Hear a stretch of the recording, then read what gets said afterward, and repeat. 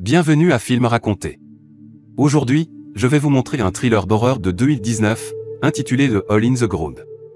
En Irlande, Sarah, mère célibataire, et son fils Chris emménagent dans une maison à la campagne pour commencer une nouvelle vie.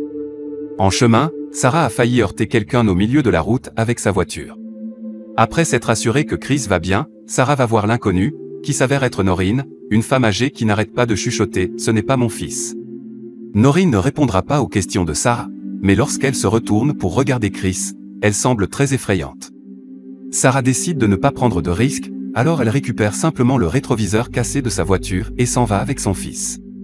Élever Chris seul n'est pas facile pour Sarah et parfois ils finissent par se disputer sur de petites choses comme les habitudes alimentaires difficiles de Chris, mais la plupart du temps, leur relation est solide. Sarah serre toujours Chris dans ses bras et lui dit qu'il l'aime, ils ont aussi leur propre petit jeu où ils font des grimaces pour se faire rire. Un jour, pendant le déjeuner, Chris crie parce qu'il trouve une araignée dans la cuisine. Sarah l'attrape et le relâche à l'extérieur, mais Chris n'aime pas cela car cela signifie qu'il peut revenir.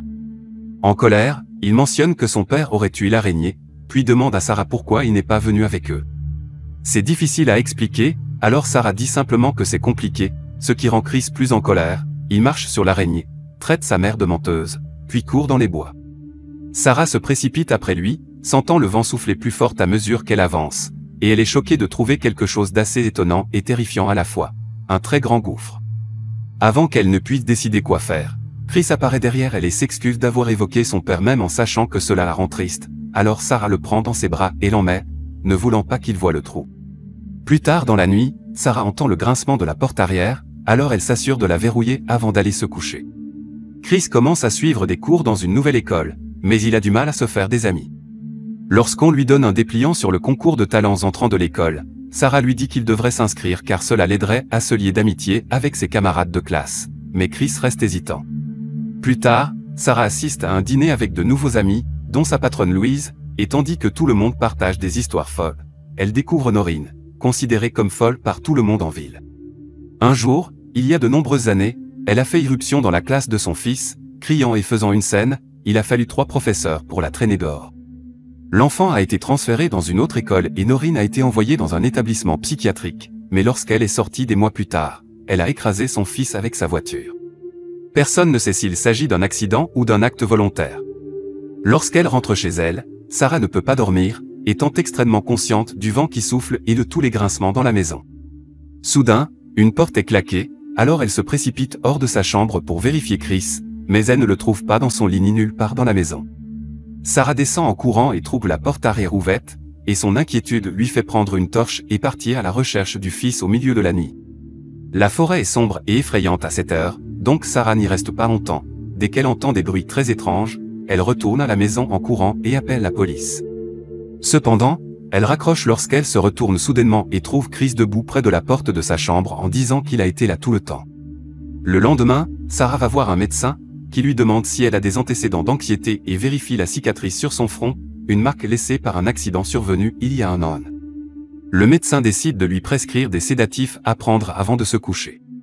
Une fois rentrée à la maison, Sarah est surprise lorsque Chris apparaît dans la cuisine une seconde après qu'elle l'a appelé, ce qui la rend plus sûre qu'elle a des problèmes d'anxiété. Alors elle commence à prendre la pilule avant de se coucher. Le lendemain matin, elle se réveille et trouve Chris avec un bouquet de fleurs qu'il a apporté de l'extérieur. Après l'avoir réprimandé pour être parti alors qu'il n'était pas censé le faire, Sarah accepte le cadeau et le serre dans ses bras.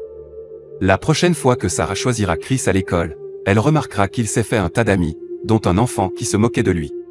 Sur le chemin du retour, il retrouve Noreen sur la route, et elle et Chris ne peuvent s'empêcher de se regarder. Comme klaxonner ne fonctionne pas, Sarah sort de la voiture pour demander à Noreen de bouger, mais la retrouve en train de chuchoter. Cette fois, elle dit « Ce n'est pas ton garçon ». Ils sont soudainement interrompus par le mari de Noreen, D, qui s'excuse auprès de Sarah de ne pas avoir mieux surveillé sa femme. Noreen profite de la distraction pour marcher jusqu'à la voiture et commence à frapper la vitre du passager. En disant « Ce n'est pas ton fils ».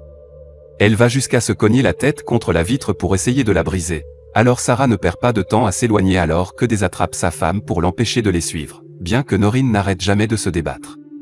Le lendemain matin, alors qu'elle emmenait Chris à l'école, Sarah décide de s'arrêter chez Noreen pour la trouver morte par terre, la tête enfouie dans la terre.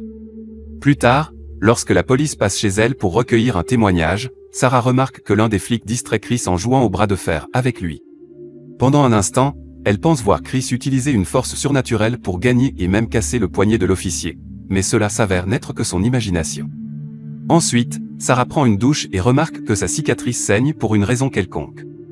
Le lendemain, lorsque Sarah retourne au travail, la mort de Noreen est le premier sujet abordé par Louise. Sarah change de sujet pour parler de maternité, avouant qu'elle regarde parfois Chris et ne le reconnaît pas. En tant que mère de jumeaux, Louise lui assure que c'est parfaitement normal, juste une autre chose à laquelle s'habituer lorsque vos enfants grandissent si vite.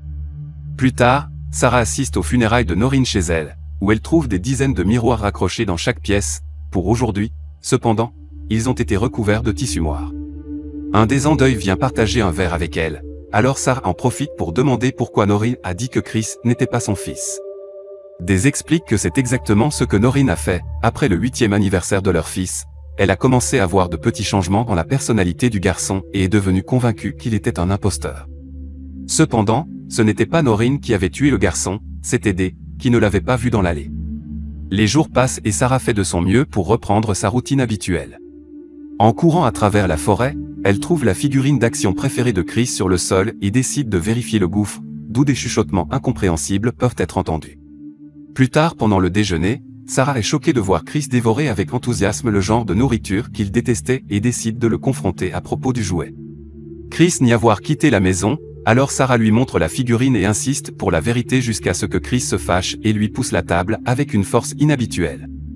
Dès qu'il se rend compte de ce qu'il a fait, il s'excuse et va dans sa chambre. À la tombée de la nuit, Sarah entend des bruits étranges provenant de la chambre de Chris. Elle s'approche pour l'épier par le trou de la serrure et l'espace sous la porte, lui permettant de voir une scène alarmante. Chris se déplace à 4 pattes dans la pièce, il attrape également une araignée et se met à la manger. C'est trop pour Sarah, alors elle retourne dans sa chambre en courant, et quand Chris vient la voir, elle lui dit simplement bonne nuit comme d'habitude. Le lendemain, Sarah emmène Chris chez le médecin, qui ne trouve rien d'anormal lors de l'examen. En privé, Sarah explique que le comportement de Chris est en train de changer. Mais le médecin est plus préoccupé par la santé mentale de Sarah et se demande si sa cicatrice a été causée par le père de Chris plutôt que par un accident. Par la suite, Sarah décide d'acheter une caméra vidéo qu'elle cache dans un mur de la chambre de Chris. Cette nuit-là, Sarah décide de ne plus prendre ses médicaments. Le matin, Chris continue de manger de grandes quantités de nourriture. Sarah s'excuse pour sa maladresse ces derniers temps, et Chris répond en touchant sa cicatrice, y insérant violemment ses doigts. Heureusement, cela s'avère être juste un cauchemar. Dans l'après-midi, Sarah va voir le concours de talent à l'école de Chris. Sa classe se produit en tant que chorale et la chanson qu'ils ont choisie parle d'un trou dans une tourbière. Soudain, la pièce devient sombre et tout le monde autour d'eux disparaît. Sarah se retrouve seule avec Chris sur scène, qui récite maintenant les paroles d'une voix sans émotion. Sarah s'enfuit du hall mais elle ne trouve pas non plus de porte ouverte pour quitter le bâtiment. Louise la trouve et lui demande ce qui ne va pas. Ce à quoi Sarah répond que Chris n'est pas son fils. En parlant de Chris, il arrive à ce moment avec son professeur, alors Sarah s'enfuit à nouveau. Cette fois, elle parvient à quitter le bâtiment et à rentrer chez elle, où elle récupère la caméra vidéo pour vérifier les images. Ce qu'elle y trouve est plutôt terrifiant, alors décidant qu'elle aura besoin d'un deuxième avis, elle va voir Dee.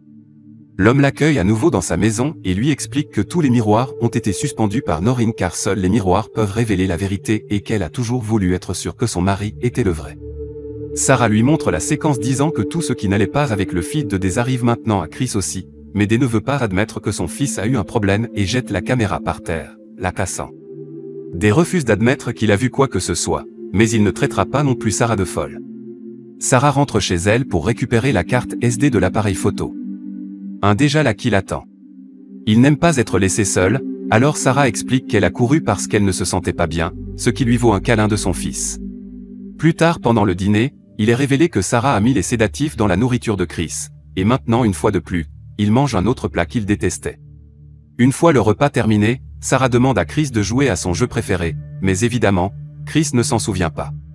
Sarah lui dit qu'il n'est pas son fils, alors le métamorphe portant le visage de Chris grogne et l'attaque, la jetant dans la cuisine plusieurs fois jusqu'à ce qu'elle soit assommée. Quelques minutes plus tard, Sarah se réveille pour trouver la créature la traînant à travers le sol pour enterrer sa tête comme c'était arrivé à Noreen. Heureusement, les sédatifs entrent alors en action et la créature s'évanouit, de sorte que Sarah ne soit pas recouverte de trop de saleté et parvient à s'échapper d'elle-même. Elle ramène Chris à la maison et le laisse au sous-sol avant d'utiliser le rétroviseur cassé pour vérifier son visage, révélant l'horrible manque de traits de la créature.